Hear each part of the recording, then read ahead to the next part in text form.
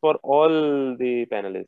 And question is a simple question, that is 25 marks which are allocated for speech techniques, that is exaggeration, surprises, twists, humor.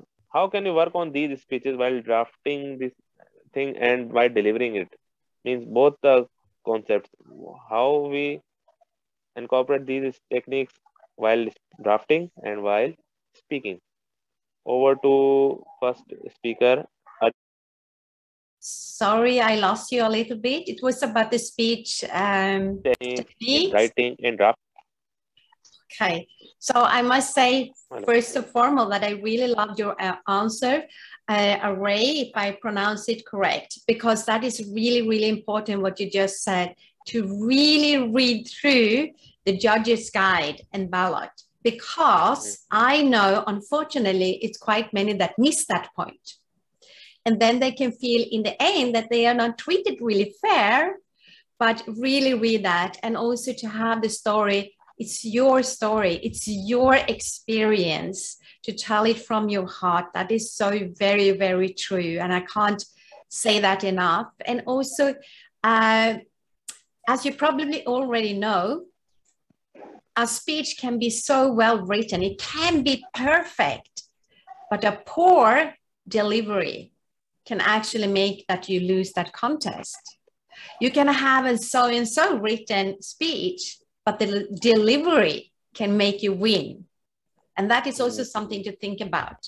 But when it comes to the different techniques, I was just looking through it myself and looking through the guide, because you always need to do that and repeat it for yourself. So when it comes to, for example, one technique, twists and turns. So what is always good to think about is to think about the rule of three. And for instance, if you have thinking about the twist and turn in a speech contest, it could, one example be, I just wrote it down an example, so hopefully it will be more clear to you. So there can be that you're saying something like, being a good speaker will gain you a lot of admirers and maybe many men.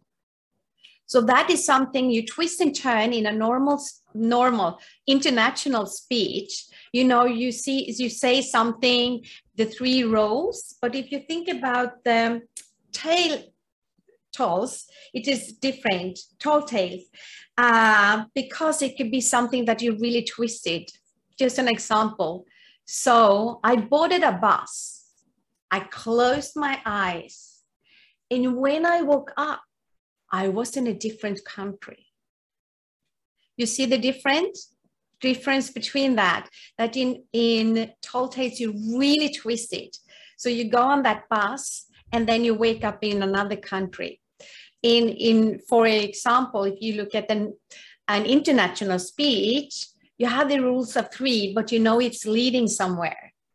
So that is one speech technique that you can be really beneficial to use in tall tales. So surprise element is another thing. I was listening to a speech and all of a sudden you started to dance, cha-cha-cha, cha-cha-cha.